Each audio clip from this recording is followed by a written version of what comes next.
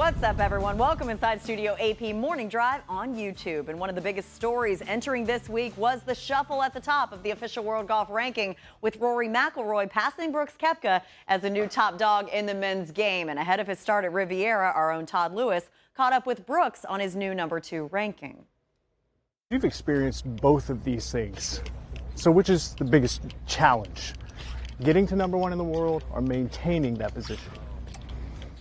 For me, it was getting there. I think when you have the opportunity to get to #1 in the world, that was the only thing that I cared about. That was the only thing I was focusing on, and forgot about the task of just going out and play golf. If you play good golf, you get to #1 in the world. You know, maintaining it is hard. It's never going to be done where guys are going to have, 2 years on top of the world. It's just the way. There's too many good players right now where it's unrealistic. You like to find edges or motivations, and #1 right now is not a big motivation for you? Just playing good golf. It's not the focus. The focus is just playing good golf. If I can play good golf, I'll become #1 in the world. I think everybody behind me is saying the same thing, and they should. That's the expectations they should have and set for themselves. You've battled back from injuries before. How difficult was it to recover from this knee injury? It was a lot worse than we let on. People know. It was basically had a tear in the top of the patella and the bottom of it, and the kneecaps moved and turned sideways and was going into the fat pad, which was a lot of pain. I mean, I'm nowhere near 100%. I don't know if my knee will ever be 100%. It's one of those things where I'm just trying every day. To be honest with you, Monday was probably the most pain I've had since I tore it.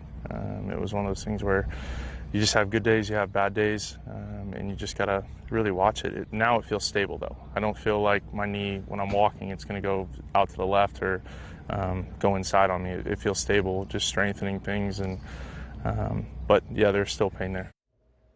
Brooks Koepka's health has been under the microscope for a few months now, and Brendan, that was not the most reassuring soundbite from Brooks Koepka, saying that it was worse than him and his team ever really let on. It may never be 100% ever again. How much are you alarmed by this? I think it's significant news, and there's a significant level of alarm based off that. And we should remember, Brooks Koepka is 29 years old. He's not in his 40s, and you hear him talking like Tiger Woods in recent years, after multiple back surgeries and a fused spine, saying, Tiger would say, some days are going to be good days, some days are going to be bad, some days I'll wake up and I might just not be able to get it going.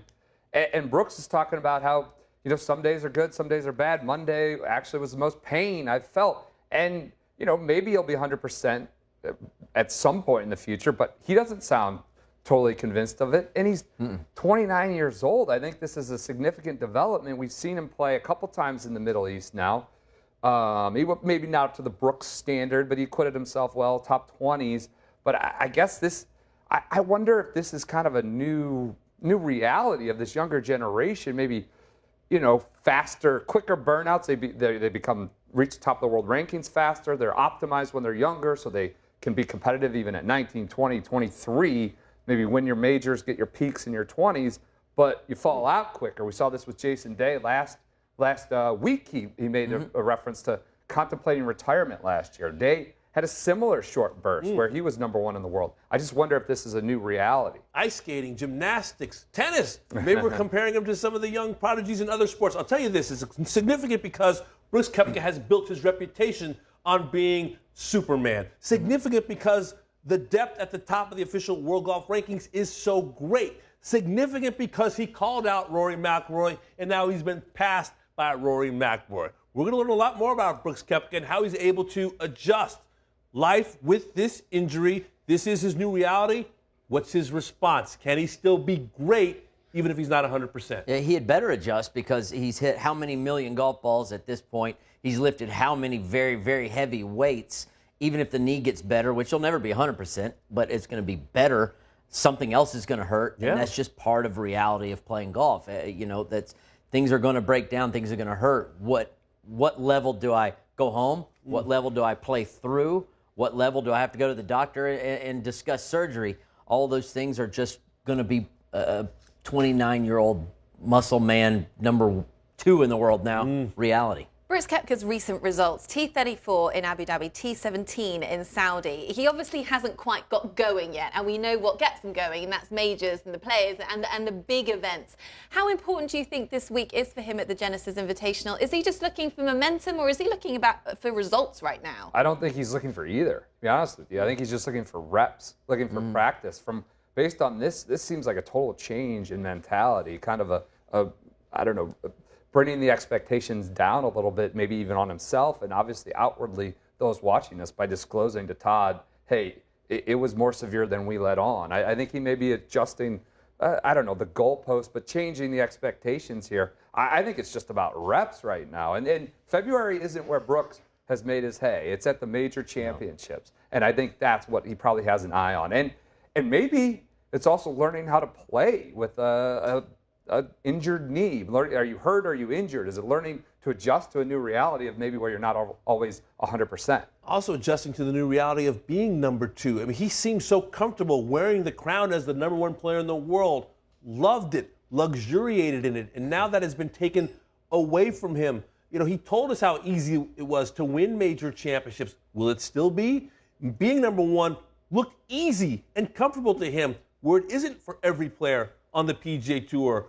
How does he adjust? How does he change? Is he going to have another chip? Is this another log in the fire for him to be motivated and to find motivation? Because I tell you what, the rest of the game isn't slowing down. Rory and JT and DJ and Tiger and Rahm are not going to wait for Brooks Koepka to get healthy. They're going to run right past them. From what we know about Brooks Koepka, he is the kind of character who lends himself to being that world number 1. He loves it. He embraces everything about being the biggest dog in the game. That's what he's all about. But what we've heard from him over the last 24 hours is that he's not actually too bothered about getting back to the number 1 spot. And if he just plays good golf, it'll come naturally. Don't believe him. You don't believe him. Do you believe him that it is not so much of a motivation? I think number 1, I don't know if it's the biggest motivation, but it means a lot because he's speaking the words, and then to get knocked down, that's going to hit the ego a little bit. He's not going to like that. You wouldn't be human if you did like it. And he let us in on his goals for the week in his non-philosopher style.